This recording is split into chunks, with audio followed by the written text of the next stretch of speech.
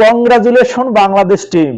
দীর্ঘ 15 বছর পর ওয়েস্ট ইন্ডিজের মাটি থেকে আমাদেরকে একটি টেস্ট জয়ের সাক্ষী করে রাখলো বাংলাদেশ টিম। আমাদের বাংলাদেশের ফ্যান ফলোয়ার আমরা এরকমই, মনে করেন আমরা ইন্ডিয়া বা অস্ট্রেলিয়া না, আমরা যে প্রতিটা ম্যাচ জয়ের আশা করব, আমরা ইন্ডিয়া বা অস্ট্রেলিয়া না, আমরা হচ্ছে এইরকমই দর্শক।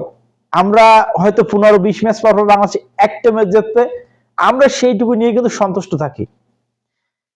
জাকির আলী অনিক অসাধারণ অসাধারণ ইনিংস খেলছে। আসলে এখনকার যুগে, ঠিক আছে, এখনকার যুগে টেস্টের মতো খেললে কিন্তু হয়তো জিতা যাবে না। আপনি বড় বড় দলগুলো যাদেরকে দেখবেন, ইংল্যান্ড বলেন, অস্ট্রেলিয়া বলেন, ইন্ডিয়া বলেন, এরা কিন্তু এখন টেস্ট খেলাটাকে কিন্তু টি-20 রূপান্তরিত করে ফেলছে এরা। আর সব সময় টেস্ট খেললেই ম্যাচ জিতা যাচ্ছে না। এখন আমাদের বাংলাদেশ কিন্তু ঠিক সেই কাজটাই করছে। মেহেদী হাসান মিরাজ, তার সাহসের দাঁত দিতে হবে।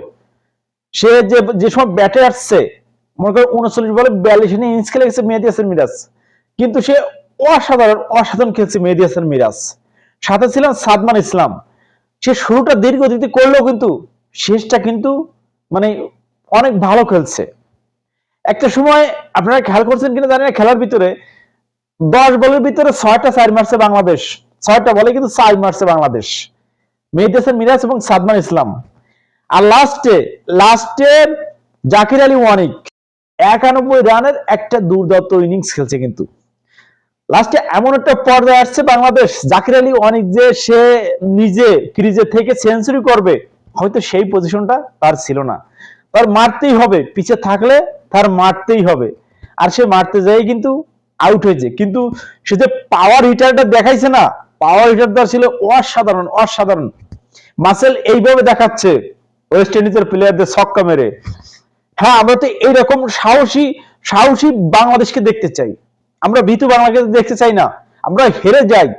রোহিত শর্মা কনফারেন্সে কি বলছে শুনছেন? অস্ট্রেলিয়া বিপক্ষে বলছে আমরা হেরে যাব তাও ভালো, কিন্তু আমরা ম্যাচ ড্র করব না। ঠিক আছে, তা আমাদের বাংলাদেশের প্লেয়ারদেরও মানে নিজের ভিতরে, মনের ভিতরে এইরকম মানে তৈরি করতে হবে, আমরা হেরে যাব তারপরেও ম্যাচ ড্র করব না। এটা একটা সাহসিকতার পরিচয়। সেই সাথে জাকির আলী ওয়ানিক তো ব্যাট হাতে যে দুর্দান্ত ইনিংস খেলছে, তার ফলে কিন্তু বাংলাদেশ 101 রানের জয় নিয়ে শেষ টেস্টে মাঠ ছাড়লো। সেই সাথে তাইজুল ইসলাম, যার কথা না বললেই নয়, সেই কিন্তু 5 উইকেট নিছে, চতুর্থ ইনিংসে 5 উইকেট নিয়ে বাংলাদেশের জয়টা কিন্তু সে নিশ্চিত করছে। প্রথম ইনিংসে নাহিদ রানা 5 উইকেট তুলে নিয়ে কিন্তু ওয়েস্ট ইন্ডিজের মানে একেবারে ভেঙে চড়ে ফেলে দেয় নাহিদ রানা। অসাধারণ বল করছে, অসাধারণ। দীর্ঘদিন পরে যাক আমাদের বাংলাদেশে হয়তো টেস্টের মতন একটা মানে ফরম্যাটে আমরা একটা ভালো একটা পেসার পাইতে চলছি।